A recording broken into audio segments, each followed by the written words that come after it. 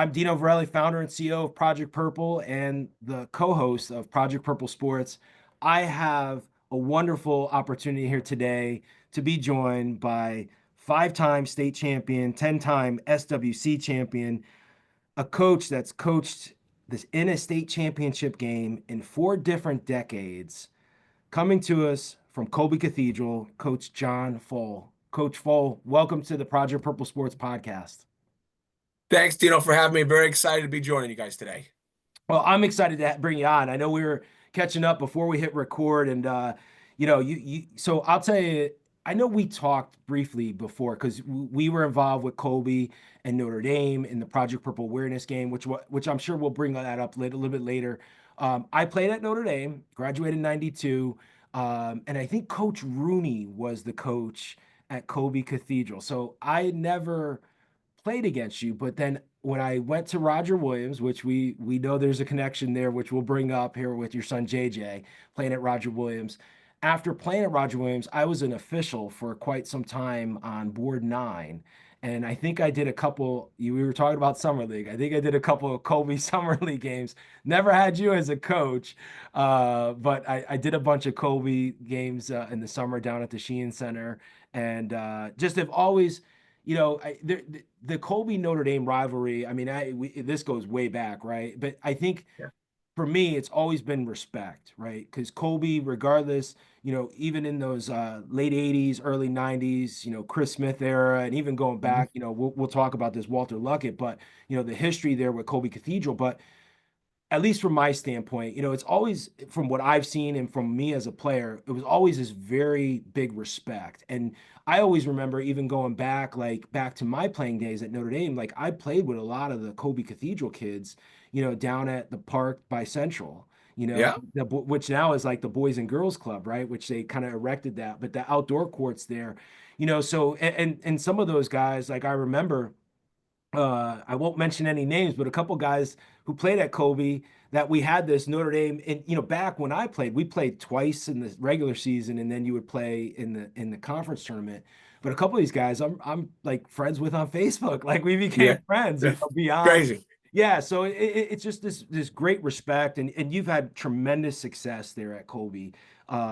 So let's talk a little bit though. Let's start this out with family because you're a big family guy, and you were at Kolbe. You took over for Coach Rooney, I believe, right? Like, So no, actually, so believe it or not, my first year back coaching, I played at Eastern Connecticut under the legendary Dan Switchincall, and when I came back, I was actually assistant coach at Prep for Tim Owen back in the late '80s, beginning early '90s, and so like I kind of got back in the area, and that was the start of my kind of coaching career here locally. And so I was at Prep for a while, and really 3 years, and enjoyed my time at Prep, but there was something missing for me. Just the basketball was great, but that connection with the kid off the court was something that I really was looking for, a little different than I had. And so I was fortunate to work under a guy named Ed Klimkowski, who, if you kind of go back, he played at Pal Memorial. He was a senior in high school when this great freshman came into Pal Memorial named Lou Alcindor. So the point guard on the Pal Memorial team that time was Ed Klimkowski, who ended up coached in Europe professionally, but he was the head coach at Kolbe. So we had a connection. Became the assistant coach there for a year, and then he left. To watch his son, who was a guy named Derek, who played Eric, at yeah, at Ward Fairfield High or School at yeah. the time, his senior year. So he left to go watch his son play. I took over, and kind of the rest is history. So I took it from Ed, who was there. I believe he was there 2 years, and then we went. Then it was my turn. So your first stint at Kolbe, you were there from. 93 to 2000 to 2004 2008 is where I was. So it's those 15 years. And for me, that was a different time in my life. Certainly, I got the job. My first year as head coach, my eldest daughter my wife was pregnant with my eldest daughter. There's no cell phones back there like that you could move around. You had the old bag in the box. So we had a pager that wasn't great at the Sheehan Center working. So we had this phone landline run to the scorer's table in case my wife went into labor because now my daughter was born on March 24th. So it was close. I mean, like you were down that spot. And so that was the first valuable lesson that my wife and I learned. We're not going to have a child before the season is over for that again, because that was a big headache. So my first year of coaching in '93 was the first year that I had a child. So it was kind of all that came together. So it was a great 15-year run, very exciting time, for our program, and kind of felt like I was leaving it at the height of where it was. We were, a perennial top 5 team at that point. We had gotten beaten the state championship game the year that I had left by Bloomfield in a good game, and so we were in a good spot. And it was just the time was right because my daughter, who was born that first year, is now going into high school, and so and I have 3 other kids behind her, 2 other daughters and a son, and I just, I wanted to watch them play. And I would say to you that having been a coach and watch these, what I call my children, and they're my players, but they're my children. That's how I look at them. Go through 4 years so fast. It was like, oh my gosh, they were freshmen, they were gone, and like it was so fast. I'm like, I want to make sure I don't miss that with my kids. And so that was kind of the big thing to me was like I want to watch them play if they wanted to play, and they all were going to get, at that point really involved in basketball. And so I left and had a great 9-year run of just, sitting in the crowd watching my children play basketball at Trumbull High. So during those 9 years, how hard was it to take off that coaching hat and just sit there as a parent? You know what? I guess I've been blessed in a lot of different ways, with some experiences that I learned from that will certainly help me, later on. And so the first time I remember I was at the Sheehan Center, and my third grade daughter, at the time was my oldest, was coming into the gym, and her entire team was outside in the lobby. And those that's ever seen a kind of a preseason practice of ours before we start playing, let's just say that we run a significant amount, and it's not a nice situation, unfortunately, because you got to get yourself in shape, and I got to push you a little bit harder than you want to, and that's just the way it works. And I'm barking pretty good. And I look outside in the lobby, and there's my daughter with her team, who's a 5th and 6th grade team, and she's only in 3rd grade. And they are scared to death to walk in the gym because their coach, that they've not seen coach like this, is coaching like that. And I saw it, and I saw their faces. I was like, oh boy.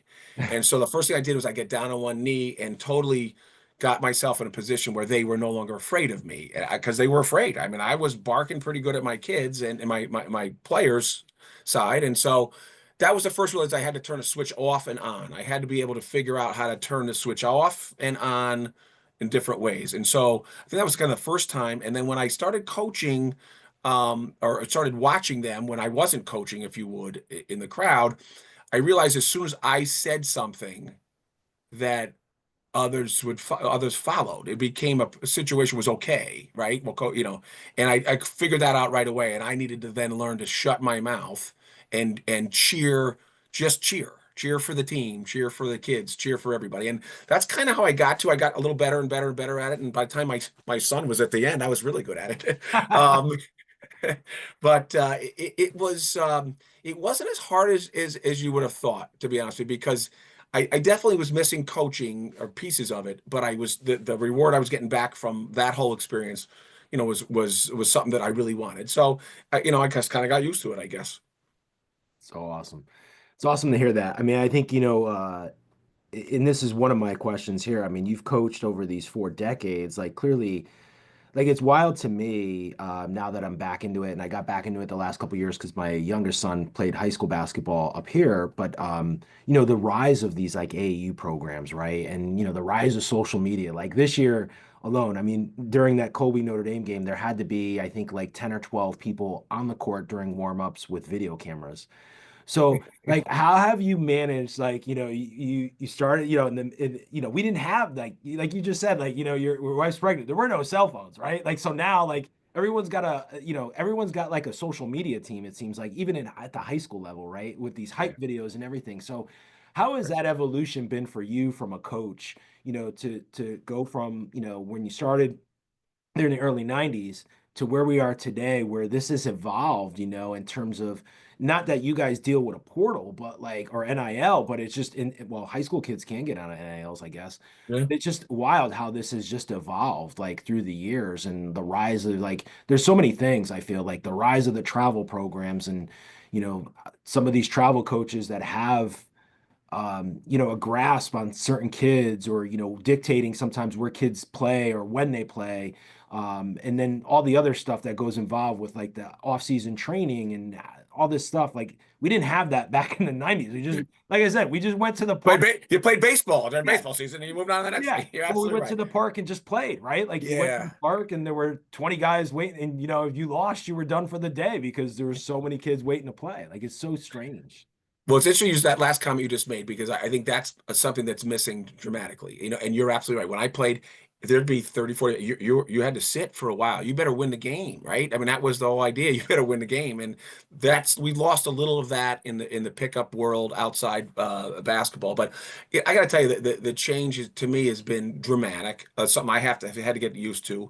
In the beginning of it, I'm a little, I guess I wouldn't say angry, but disappointed in some of the stuff that goes on. I still am right today. I mean, I feel like we've made it too easy for people to not work as hard.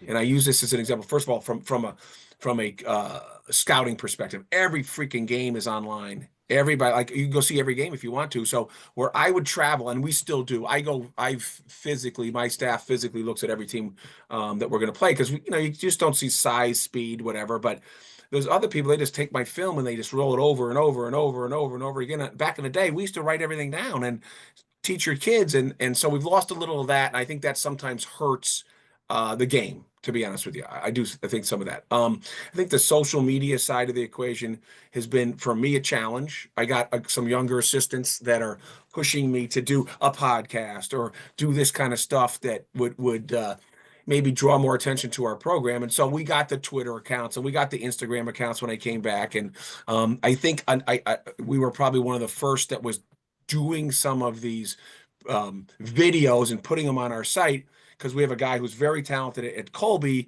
that we got involved with the team and it just kind of morphed from there. And we started to see all the traffic that we were getting online, and all of a sudden people want to come to Kolbe because of that. And now, granted, this was the second time through that this started because the first time through, none of that was going on. And when I left it, that wasn't what was going on. So it's different. I think the kids are influenced by it some. They certainly want to see that highlight video that they can send out to the world. The other 30 minutes of the game, but I got my highlight video. And Yeah. I think that's a lot from ESPN. I mean, I keep saying, my challenge to my guys now has been, how much basketball are you watching? They're all watching the Sports Center highlight of the dunk or the great pass, but are you watching the game, right? You're not really watching the game enough. And I think we've lost that a little bit because of that. And I think it's hurts the game. It's hurts some of the kids' IQ. So you got to work a little harder at trying to teach them. Now, on the other side of it, I think the video side and that kind of stuff is great for me because I take a video of it, splice it up. Here, listen. Here's 5 plays. Here's the 3 times you did it great, and here's the results. And here's the 2 times you didn't, and here's the results. So we can utilize that and use it as more of a teaching mechanism, I think, than we maybe gave credit for it in the beginning. So I think everybody's using their little piece of it right now. And for me, I've used it from more of trying to teach my kids some things and help get them some exposure out into the collegiate world because that's obviously where we're looking to go, or they're looking to go most of the time. But it is definitely a different world, today than it's been. And when you look on it, we as a league are looking at the amount of people that are on the sideline and saying, we got to do something about this. It's starting to get a little crazy. And someone at some point is going to get hurt from some inexperienced videographer, photographer, or whatever. That's what's going to happen. And then we're all going to be like, oh, we got to take them off the court. Well, we should have probably preemptively done that. So I think you're going to see some of that happen. Yeah, that's a great, it was interesting. I saw that at one of the state games as well. I think I like for the Kobe Notre Dame game, we saw a lot of post stuff, and we were so involved with what we were doing, and I didn't really notice. other than like at the start, and then you see everything post. But one of the state games I went to, there was literally 22 people on the court. I counted like with cameras, and I'm like, that's kind of crazy. And I did see some of the officials like pushing people back. And I get it, I think like the generation now has shifted, right? And it's all about the highlights and the reels. And you just brought up something that's really great, like, as a way to like really sit down with the kids and show like, hey, like, yeah, here's the three good plays, but let's look at, like we got to get better, right? I'm a big growth guy, so it's like, how do you get better? And it's Yes. fascinating because like unless you were filming your games back in the early 2000s, like there wasn't a mechanism to do that, right? So now you can actually sit down and show, hey, like you turn the ball over in this situation, maybe make this choice versus that choice. So it's kind of fascinating to hear you say that.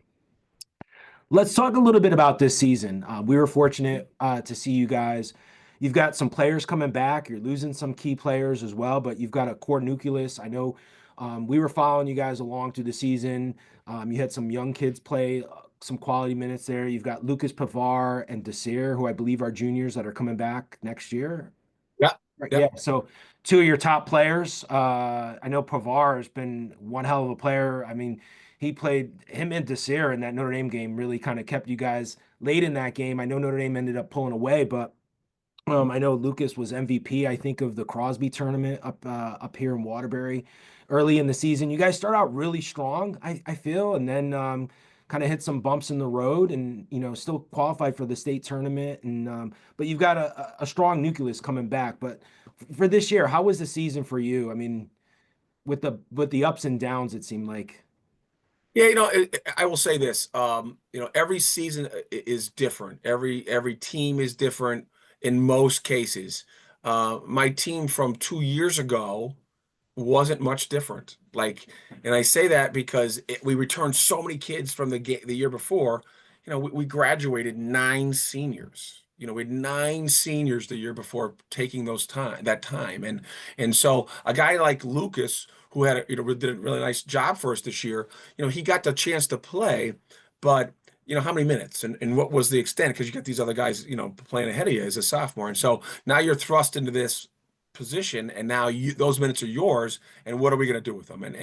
And for us, we don't kind of change our schedule around much of, hey, we graduate these guys, we're going to now play a different schedule. Our schedule is our schedule. We try to play the best teams that we can that will play us, which is a challenge for us. I mean, people are not looking to play us in a lot of cases. That's just how it works. And I get it. I mean, I use East Catholic as an example. East Catholic and Northwest Catholic, we used to play Kolbe the first time through. We used to play each of them. Yeah. It was a great game. It was war zone all the time. We go back and forth. It would be fantastic. But if you're them right now, do you want to play us? Because you could lose the game. And what does that do for your seeding in the state tournament when you get that possible home game that we're all talking about, right? And if you're in that league, they've got Windsor. You start going down the list of teams. They got 8 or 9 teams that they potentially could lose to in a given night. Do I want to add another team out of league in that? And the answer is no. And I don't blame them. Yeah. So where I look at their league, it's because of the size of their league. They've got a lot of games where they're going to be highly contested, where maybe we're not going to have all of that same amount. So we may be looking for a game that they're not. So I view that as a challenge for us in the scheduling purposes, but for year to year, you kind of have to go with what you have and be like, okay, we're going to be good this year so we could play it, but next year we can't, so we won't.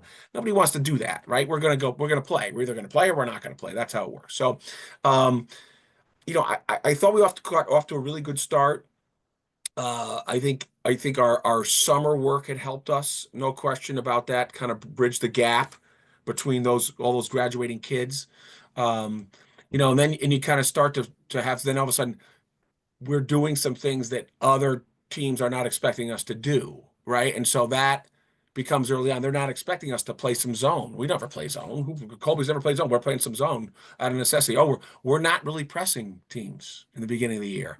We're not. I thought, we made a decision early on that we wanted to spend our time on our half court defense. We really felt like that was more of an important thing for us. Maybe our rotation wasn't going to be at 10 or 11 like it's been. It was going to be more at 6 or 7, and Thus, we needed to save some legs. We couldn't go press you for 32 minutes that way. And so so we did some different things. I think we caught some teams off guard early on and then maybe not prepared for what was coming. Then they get it more prepared, and then you have to start making adjustments, and then all of a sudden you bang with a couple injuries for us, or you get a couple of kids out with the flu for you, and a team that maybe you think you're going to be able to beat, is now you're losing to because you got two key players out. And for us, we had that situation, I think, a little bit more than we've had in the past because we were unable to just put in another kid, I guess is the best way to describe it. We didn't have the depth that we've had or experience we've had in the past. So, but I think we've been undefeated. Someone said to me, have you ever been undefeated? I said, yeah, we finished 26-0. I finished 26-1. I've lost that game in the state semifinals a couple times on a buzzer beater being undefeated. It's hard to win every game, right? It's hard to win every game, but you kind of try to build as you go on. And for us, I thought we built as the year went on, even though the results may not have shown all of that from a wins and loss perspective. For us to go 11-9 with our schedule, in the regular season, I think was a good year for us. Am I disappointed by the record? Yeah, because we lost 9 games. If we went 20-0, would I be disappointed with the record? I would probably find a way not to be disappointed with the record, but I'd be disappointed about something else because we're chasing that perfection, right? And that's I use a line from Vince Lombardi many many years ago that I heard and I just loved. And Vince Lombardi came into the Green Bay Packers when he took over, and he said that we're going to be perfect. Our goal is perfection, and I tell my kids all the time, our goal is 100% perfection in everything we do every day. But I've never had a team play a perfect game. I've never seen a team play a perfect game, right? Ever. But we're going to chase perfection. And whilst we chase perfection, we're going to catch excellence. That's what we're going to catch. And we're going to live there. And so that's a Vince Lombardi line that I use all the time. We're just trying to catch excellence. And so, uh, you know, I thought we did a great job. I was really pleased. I was happy with our growth. Would I like the numbers to be a little bit better than they were? Yes, 100%. I wouldn't say they weren't, but sometimes that's in your control and sometimes you're not. And if somebody gets in foul trouble or somebody's after this, it is what it is. I mean, I look at our New Fairfield game and I think New Fairfield's a really good team. They did really well in the state tournament. We're playing them in our first round of the conference tournament, and we're controlling the game. We're winning the game on the road, playing really well. And my starting center, who's 6'5", goes down with an ankle injury, and he's out 2 minutes into the third quarter. And they got a 6'8" kid who's all league. Yeah. You're now you're struggling. You got to try to fight a way. And we battled, and we had a shot to tie the game at the buzzer, and it doesn't go. But should I be disappointed by that? No, I'm not, because my kids battled being Yeah. down, and I feel good about where we were. And so, yeah, I'm sorry that we lost the game, and I'm not happy about it. But I'm also just all I ask for is effort, and if you give me the effort, that's all I can ever ask for. So powerful. Control what you can control, but be really good Yeah, at what you're doing, right? And I think yeah, sometimes that can get lost in sports, and but it's really powerful what you just said there, Coach. Um, Talk about Kobe. Like, so I mentioned, I knew the rivalry, and granted, in the '90s, late '80s, early '90s, schools of choice or parochial schools were looked much different, right? Enrollment yeah. wise, much different environment. I didn't realize you guys only have what's the total enrollment there at Colby this year? Is like 300 and Yeah, I think it's 298. It may be 301. It's something I always forget. Is it over 300 or under, because it kind of varies from year to year. But yeah, you're looking at, just around 300 kids. so but Colby also has this very in which you've been a big part of, but you go back even before you've got Chris Smith, UConn great, right? Like everybody knows that name, right? Because he helped UConn get to that level. But I remember freshman year, Chris Smith was a senior, watching him play is just unbelievable, right? And then you go even further back, you have Walter Luckett, right? So here you are coaching with, some of the names that are like legendary in Connecticut, boys basketball. What's it like? And also knowing, like, I was like so dumbfounded when, the AD there at Kobe, when we were talking, Larry Hamilton was saying, like, yeah, there's only like 300 kids here. I was like, what? Yeah. It's an interesting thing. So we have that conversation because people don't always recognize, what goes on, right? They think all these things are school of choice. Oh, you got 500 kids and you're bringing this kid, Yeah, and yeah, none yeah. of that, none of that is going on. But well, okay, everybody has their own opinion about everything going on. So the tradition of Colby is when I came in was an interesting one. I mean, we had great players. Um, we had some success. Probably wasn't quite the steady success that everybody wanted. Um, we won a state title in the 70s. We won a state title in the 80s. We won a state title. So you start thinking about the state titles that they won, but there were few and far between. But they weren't represented a ton. And so, when I came in, my goal was to kind of get the program to a point where we were in the conversation about one of the best programs in the state every year. That was my goal, and it took us a little while. In '99 we kind of got there when we went undefeated. We had Marcus Cox, who's another name, and you start thinking about the UConn in the series of players that have come out of Colby. And then we kind of established it from that point on, we're kind of where we were. And so the I guess we'll call it the tradition and the rivalry against Notre Dame when I came in was at the forefront. They had won the league the year before um, against us as a JV coach. In the finals, it was a great game. A guy named Sylvester McIntosh was the player. Played at Northeastern, if I remember correctly. He was a super kid. Got a chance to really know him, through that process and enjoyed him a lot. And still to this day, everyone when I see him once in a while, we always kind of go back to the whole thing. And he was a great ambassador of the game and of the rivalry. And we had a kid who was younger named, Eugene Davis. Q Davis was my Yeah. first team Q All-State Davis. guard. And those two guys go back and forth, and it was this great thing. And they had won it. They'd won it. And then that first year, we're back in the league championship against them again, right? And we got Sly McIntosh again, and he beat us again, right? And so you're like, okay, geez, that was tough. And here we go. And so now the next year is my second year, and Notre Dame is nowhere to be found anymore. And we're now still there, and we're playing the championship game. Now we win the championship game. And then the following year is the first year of the Southwest Conference. And that's how it went. So now we're now in the Southwest Conference. Notre Dame had kind of fallen out. Newtown now is the team to beat.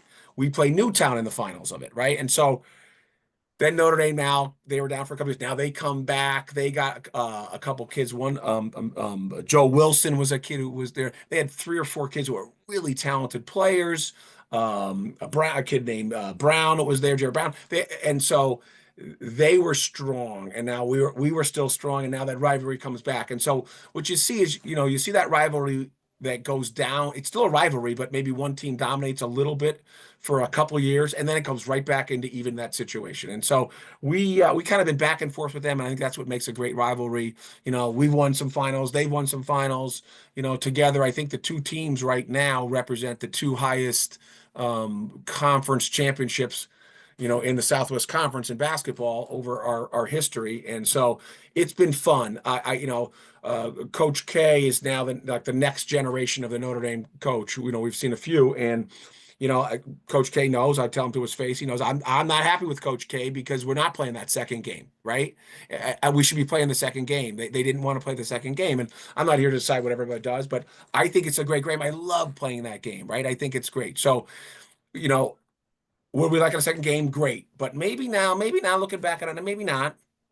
Maybe the move is something like this in Project Purple and involved in the one game where you bring the two teams together and the boys and girls program. And it was something that I talked about um so many years ago. I can't even tell you about, hey, how do we get this game that has all this attention and all these people that want to come and do something more with it than just our game. And I think that's a great situation that we're in now with Project Purple, and that we want to continue this, right? Both sides now want to continue this in a great way. And last year was fantastic, and the we just needed somebody to step up and say, okay, I'm going to give up my home game to do this. And that's basically it's happened now. And everyone's done it. And now we're good and we're gonna go there and it's a neutral site game for everybody and off we go. And so I love the rivalry. It's something that our kids certainly enjoy. The two teams still, player wise, have a commonality that's in the off season. I think in nowadays, there's even so more of a coaching side of the equation. So a kid like Josh Charlotte, who I absolutely adore, Cameron Salters. I know I've known Cameron Salters since he was an eighth grader, right? I mean, and I've watched him develop and I walk in the gym, we embrace, we have a nice, and then we try to just go at each other during the game. And then when it's over with, we love each other again. And, Yeah. I was scouting a game at Newtown, and I look in the front row and I try not to get involved with anybody. Whenever I go scout a game, I try to get to the crowd, get in the crowd, sit down and stay away from everybody because I don't want to be bothered. And so I don't usually, when someone coach, I just go, I'm gone, right? But that's where I'm going. And so I'm trying to get up the steps and I don't know if you know this or not, but I tore my meniscus the night of the Notre Dame game. Oh my So God.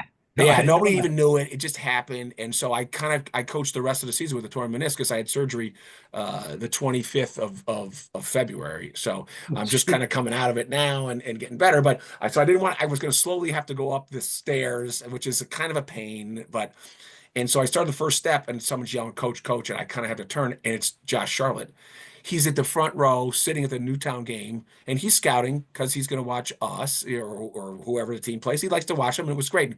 And we sat down and him, I had I don't know, 10-minute conversation that I would never have with any other person other than a player from another team that would reach out. I wouldn't have that conversation with a parent from another team. I wouldn't do that because I just wouldn't put myself in that spot. Yeah. So I think the rivalry is even starting to transcend it even further, that the relationships are even better. And so, Josh Charlotte's down at the JCC All-Star game this past week, and my son is involved in there. So he reached out to those guys to get them to practice against the team. And so Josh is down there, and Josh is asking my son, "Where's your dad? I want to see your dad." So, and I was out of town, so I wasn't around, but it's turned into a different little thing now than it's been in the past, which I'm very, very happy about because I try to teach my kids, my players, that when we step on the court, when I step on this court, I'm a different person. My intensity level is going to be much higher. It's like a switch. Everyone says, I watch you on the sideline before the game and your jacket comes off. And like, what's the deal? Well, the jacket is the switch. That's the switch. We go from being the nice, calm Coach Pfohl to we're now into game mode, right? And we could be so competitive and we can push ourselves to try to get both teams, both players, both coaches to be the best. We're chasing that perfection, right? And we're bringing the most out of each other, and someone is going to win that game and someone is going to lose that game. And after the game is over, we all have to, like society, find a way to come together and say, I gave my best effort, you gave my best effort. I won today, I lost today. Okay, we'll see you tomorrow, kind of thing. And let's do it again and leave it out there. And I think we don't see enough of that. And so I'm a big promoter of, okay, when the game is over, the game is over. Now we got to go on. And so someone said to me, are this shaking hands before the game? I know the SEC's got this thing about shaking Yeah. hands before the game. And I absolutely hate it Yeah. because I I think don't it's, like it's that. sending the wrong message. The message is exactly what I just told you. Yeah. This is a combative event. And when it's over with, we got to be able to embrace and put that behind us. And if we can't do that on an athletic field, how are we gonna do that in society, right? And so I think we're teaching the kids the wrong thing in that matter. I think that's a bad decision. Okay, if there's a chippy game or something's going on, we can all address it as coaches. But as coaches, we should be on top of that. And that's the thing we should be trying to tell and teach and promote. And it's called sportsmanship. It's called doing the right thing and treating people the right way. It's so fascinating, coach, because you we hope that for some of these student athletes, they do get to that next level, right? And that's really important. But this is also life, right? Like in work and personal relationships, sometimes things don't go your way, or you don't, get the promotion for whatever reason. could be, things that are out of your control, right? And as you said before, it's like control what you can control. And I always say like emotions and, like effort are things you can control. But there's a way of going about that, right? Like just because you lost the game, yeah, it's upsetting, but it doesn't take away from congratulating the person who won the contest, right? Like that, yeah, it's very strange to me. When I saw that, I think it was on one of the newspapers and they were like, why are they doing this before the game? Like it's so contrary. And I get games can get chippy, but at the end of the day, I feel like in today's society, as we said before, I think like these kids all play like again, I go back to my experience and call me old school, but like, we all played in the summer together. We all got along. I'm still friends with guys on Facebook. At the end of the day, 30 years from now, like you're still gonna hold these grudges that like, probably talk about it. Like, we probably when I see these Kobe, we bring this up, but you still have Yeah. this respect and this admiration for what transpired and how hard teams played against each other, Yeah. regardless of the win, whether you won or whether you lost. It's so fascinating to me. I agree. It's funny you said because you look at that you talked about before about Walter Luckett. So you got Walter Luckett, you got Frank Olenek, and you got Barry McLeod. Yeah, And it was the Frank Olenek, Barry McLeod against Walter Luckett, Colby yeah, Notre Dame. And they would, God, those are legendary games. The three of them are friends. yeah, They're like friends. Like people, like that's like it's all good. If I'm in the room with those guys, they interact beautifully with each other. yeah, There's no animosity. There's yeah, all love, and they had love back then too. yeah, Yeah, I'm gonna try to get you, but tip our hat and move on. And that's what I think sports know to teach us. And I just hope we don't get away from that, with some of the stuff we're trying to do. yeah.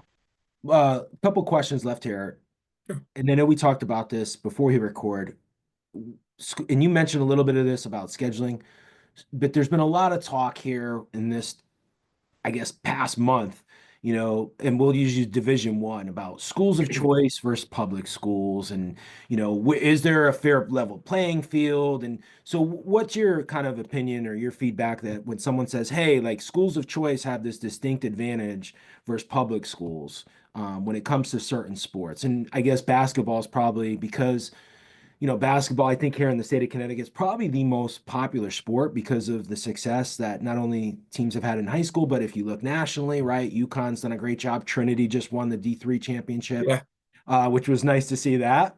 Yes, it was. My brother Uh, went to Trinity, as a matter of fact. So so, like I think maybe high school basketball is probably highlighted because of the success at the collegiate level that we've seen in both men and women's at UConn and Trinity.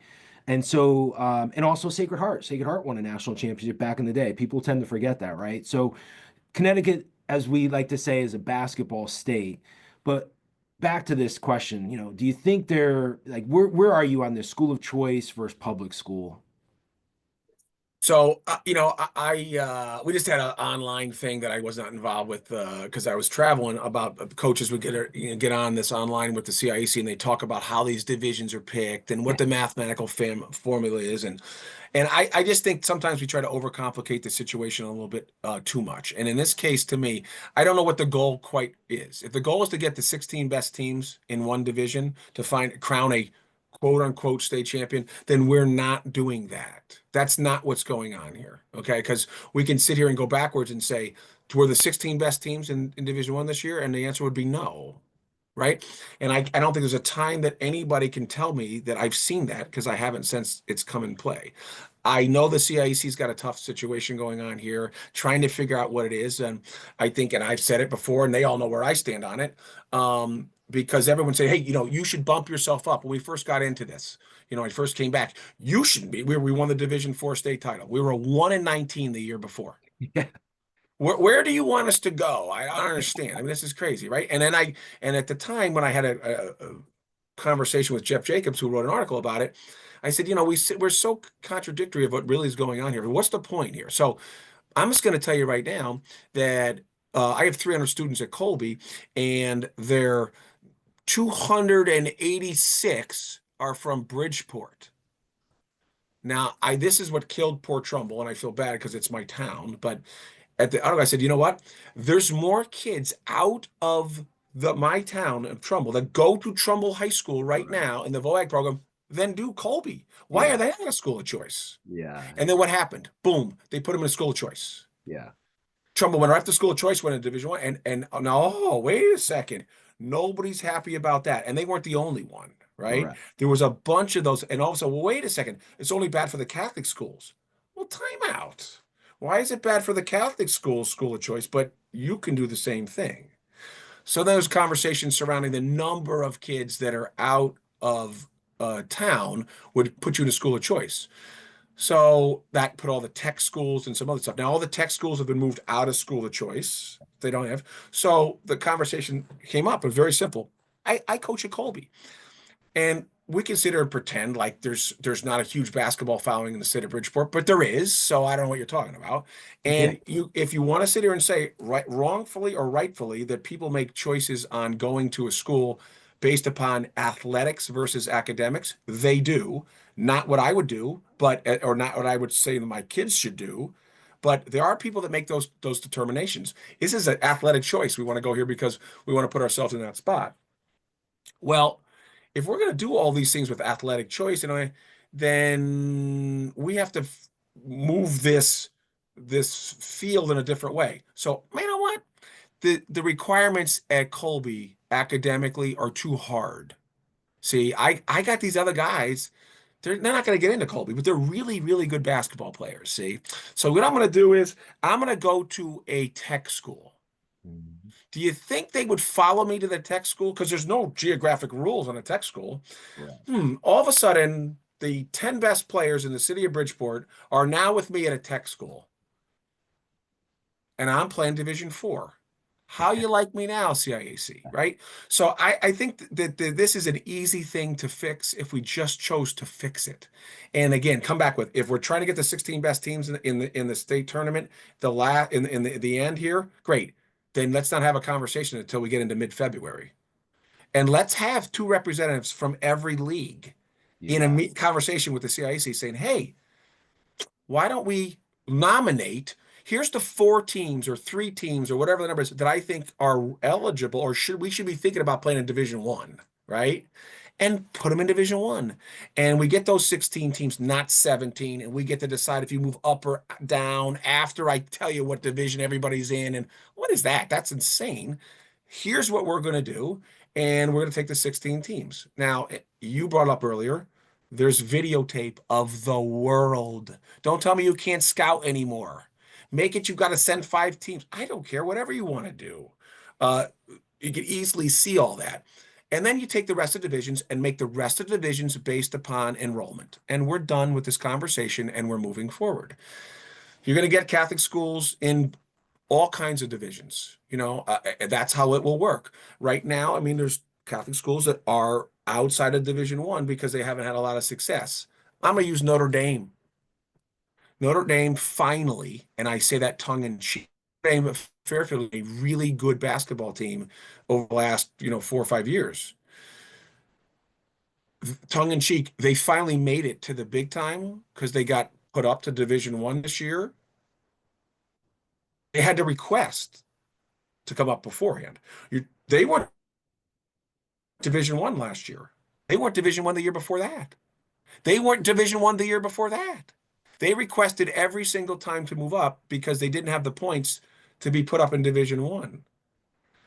Now, if Notre Dame of Fairfield, who's been a top 10 team, is not a Division One team because your system says they are, then guess what?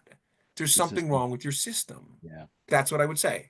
And again, so I'm just going to be upfront. I'll tell you in a podcast, I'll break the rate. If they changed the rules and they moved us out of Division One to Division Two next year, I would not request to go up because I've stayed I've said, I'm trying to give the CIAC, I'm trying to support the CIAC. Whatever you guys come up with, whatever your system is going to come up with, I'm going to go with your system. I'm not going to change it. I'm not going to go move up because you want me to move up because you think I'm a 16 team, even though you didn't put me there. I'm not going to do Yeah. that. I'm not going to do that. So I'm going to play where you put me. That's what I'm going to do. And when you recognize that maybe the system isn't as good, we got to move around some things, then you'll probably change it again. So I don't know what the outcome is, but I look at Notre Dame and Fairfield and say they should have been in Division One automatically 2 years ago. They had to request up. That's crazy. Just crazy.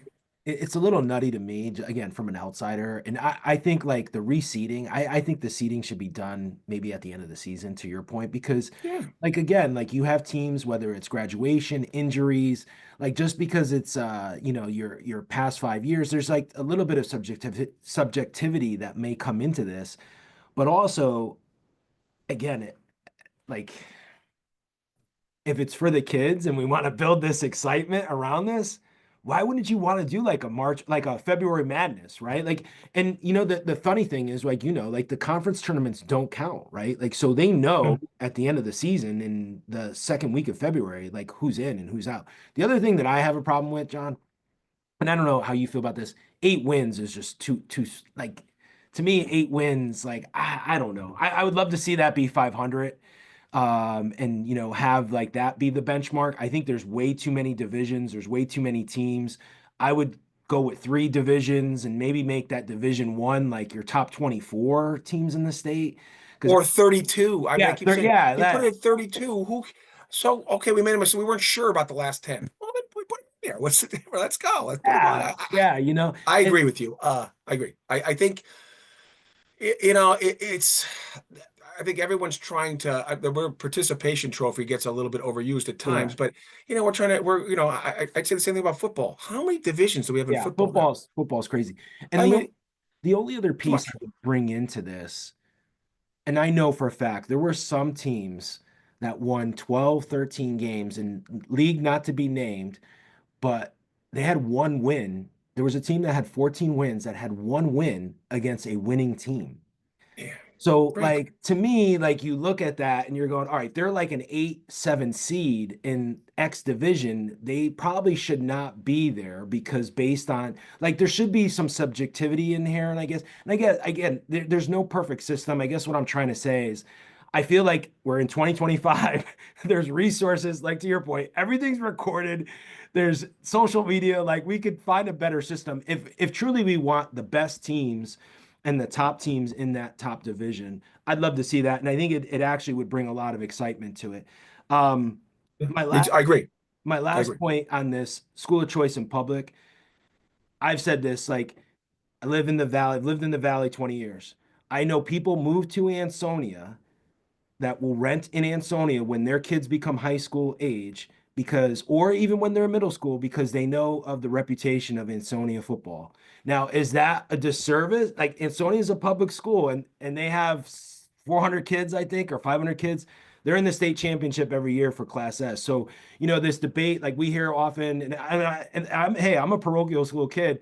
I went to Notre Dame because of my brother went there first, and we were St. Raphael's was our parish, and a lot of kids either went St. Raphael, you either went St. Ray's, you either went Kolbe or you went to Notre Dame Mhm. Fairfield, right?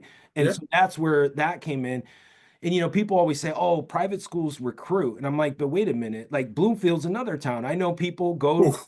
move to Bloomfield from Hartford. I've talked to people that grew up and kids were born in Hartford, but then they moved to Bloomfield because of their sports. So Yeah. like this ideology, to your point, like the kids all come from Bridgeport, and Bridgeport's known, grew up there. I think it's got some of the best basketball if you look in the history of the state of Connecticut in terms of players. So that's just my only last thing here with public and schools of choice. I think there's arguments that could be made, with public schools of kids that move into those districts to play certain sports.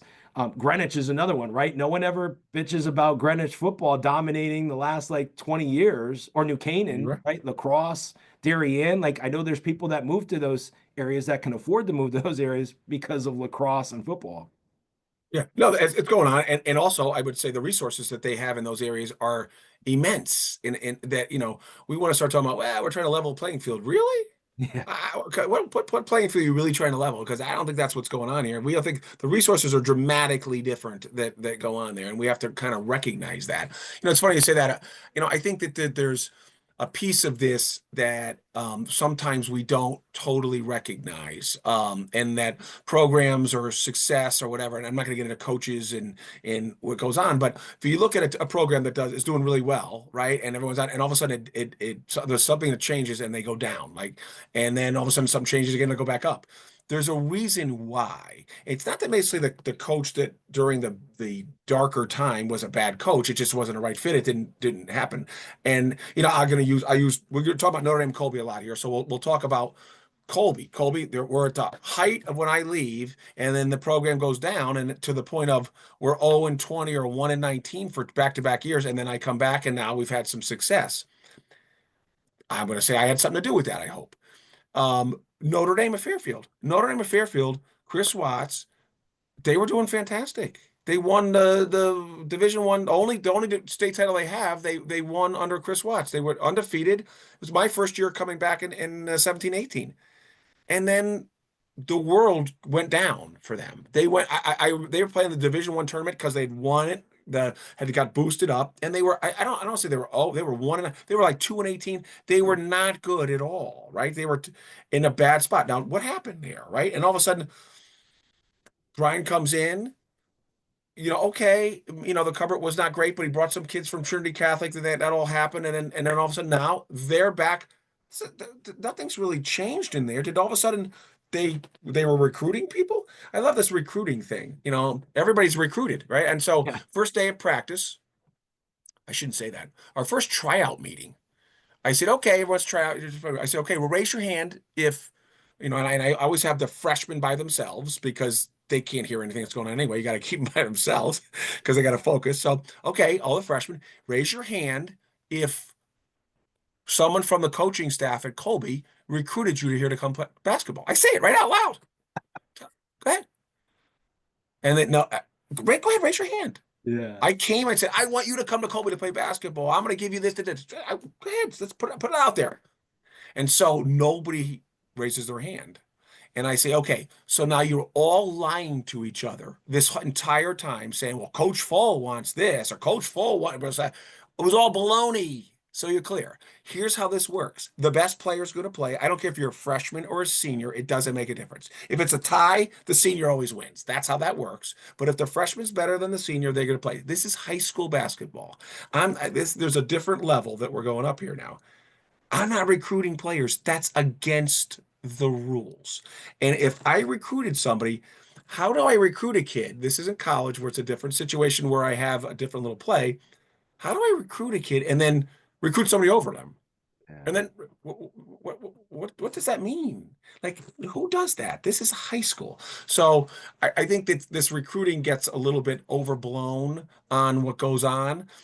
I think you recruit by building a successful program, having your kids improve from the time they're a freshman to the time they're a senior, placing them in college, right? Making sure their academics are good, helping them through that process.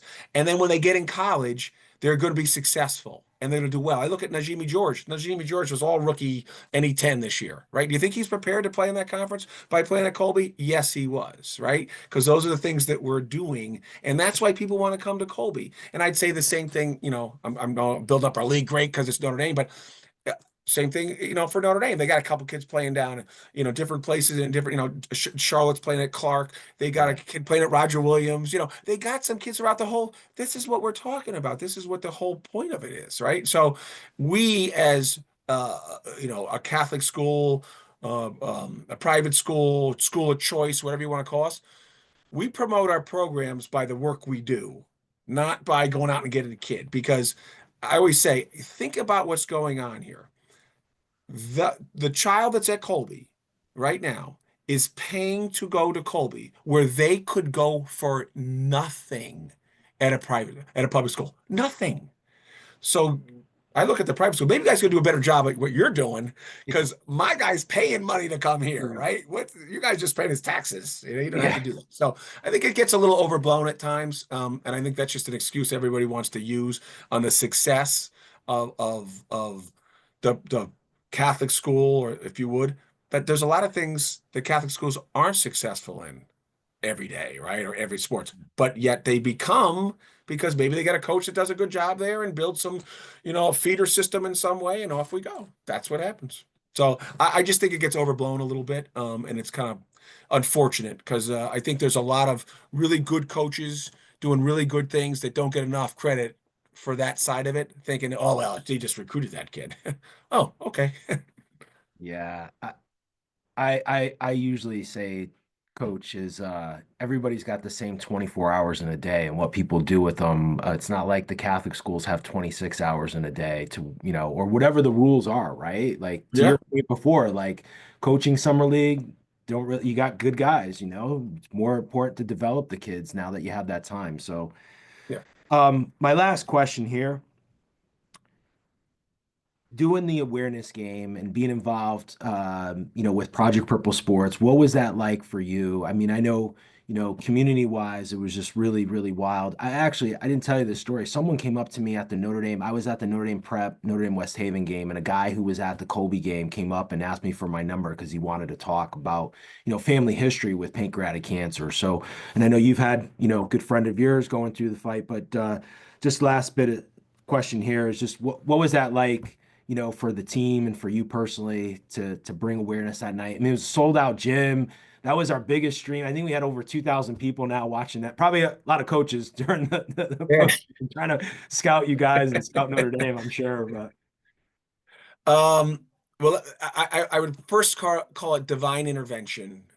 And I use that sometimes with some things going in my life. I believe in it very much, and so I don't have a problem, sharing. I have a very good friend. I won't use his name, that was diagnosed with pancreatic cancer, and it was shocking, and it was sad, it was hurtful, and all those scary, and all the things that go on right in that situation, and you don't necessarily. You kind of internalize at the beginning, and then you're worried about that person, and then like, okay, well, what can I actually do, right? What am I really going to do here? And all of a sudden, your email comes up, and it's like, well, what's Project Purple? I don't know enough about it, right? I got what? What do you mean? So I dig in and look, and all of a sudden, I find all this other stuff, and I call that divine intervention. That's what I call it. And so I make sure that my friends that are coming to the game, make sure that my other friends at the game, because it would be important for him to be at that game, and not knowing what you and I know now with the trial that ends and that your involvement in getting none of that goes on. None of that. It's just one individual, but there was more. You just talked about it, somebody else that I don't know anything about at all, and you didn't know anything about. And so, for me to feel like our team and our program are exposing this to the community a little bit more and making it more aware, not only to with our little family inside, I call it, but now outside is just it's powerful. It's powerful. And I'm like this, you're like this, you're doing things that are just awesome. And so for us to try to support a little of that makes me feel good and my team feel good. And also I talk to them about how lucky they are. And I say that, there's a lot of people right now that would wish they could come out here and play that aren't, whether they have a disability, whether they don't have the talent, whether there's something else going on in their lives that doesn't allow it to happen. Let's not take this opportunity for granted. Let's use this time to make people aware of other things that are going on. Let's show, what a intelligent, hardworking black young man can do, and show you some things. And of course, let's prove some people here that maybe don't know about what's going on in the world and think certain things. Let's change their mentality. And I think sports can help do that. And something like a Project Purple even brings more awareness. So, as we discussed earlier, I'm fully committed to this. For the Kolbe Notre Dame, from my perspective, I'm all in. We're in the deep end of the pool, and so whatever you need and whatever we can do to continue to promote it, we're interested in the feedback on our end from our school and our community was very, very positive. And so, I think it's great. It's great what you're doing, and you are to be commended because you've taken a negative situation and turned into such a positive of helping others. And so, you know, uh, you're the example that we should be paying attention to. And I talked to my kids about that, and you specifically, and what was going on here. And so, I think I just feel very fortunate, quite frankly, to have been involved, and feel fortunate to will be continue to be involved. well, Coach Pfohl, this has been awesome, and it is an honor to work with you guys because, as I said, I go back to, even though I went to Notre Dame, there's so much respect for Kolbe Cathedral, even when I was a high school student. And as I said, some of these guys, uh, I won't mention names, but I'm still friends with them on Facebook, and there's a lot of respect, and I really, really thank you for coming on because you've done an amazing job. I think the one thing, and I know I've gotten to know you over the last couple months, and um, what you do with the kids as from a teaching standpoint, and as a parent, I have an 18 and a 20-year-old, so I, can relate. I know your kids are a little bit older. This is what it's about. It's like you're teaching that next generation, how to work hard and how to achieve success at a very high level, which a lot of people don't see. And to be able to pass that on to all these kids that have come through Kolbe Cathedral is just really, really special. And I think, and having, been a parochial school child for 12 years of my life, I didn't go to parochial college. But that's such an important piece to it too, which is, like part of the Roman Catholic faith is to be charitable and give back and what you're doing with the kids, that there's something so much bigger than just the game of basketball is just awesome. So keep up all the work you're doing, all the great things you're doing there at Kolbe. Thank you for coming on the podcast, and we look forward to working with you next year. Thanks very much. Thanks for having me, and it's been exciting, and we look forward to it as well. Thanks, Dino. Appreciate it.